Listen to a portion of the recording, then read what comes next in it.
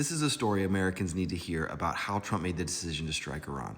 A lot of this comes from amazing reporting from Jonathan Swan and Maggie Haberman at the New York Times, who cover the White House, and they must have had inside sources. So on February 11th, Trump met with Netanyahu at the White House in person.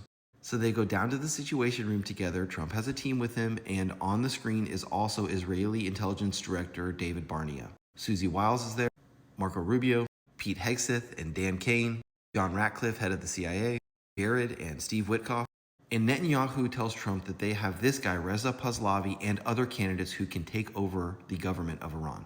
Israel is confident they can spur an uprising inside Iran and overthrow the regime.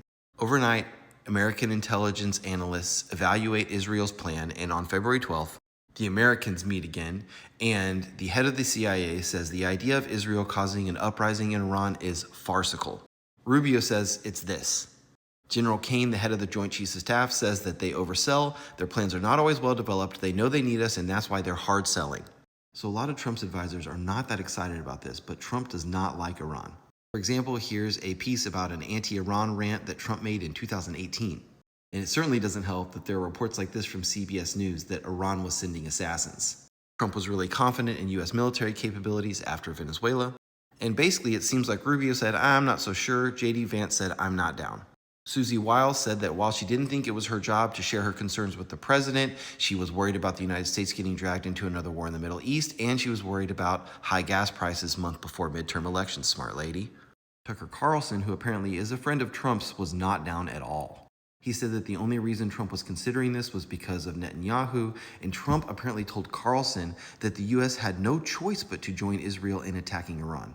And Trump's decision to strike has caused a rift between Trump and Tucker Carlson. Apparently, Tucker Carlson warned Trump that attacking Iran would ruin his presidency. So then on the 25th of February, Trump sends Jared Kushner and Witkoff to Geneva to talk to the Iranians. The Americans offer them fuel for their atomic power plants to see if their nuclear ambitions are indeed just about civil electricity. The Iranians say no. Trump starts looking at military options on February 26th. Vance says there's no chance we're going to get involved.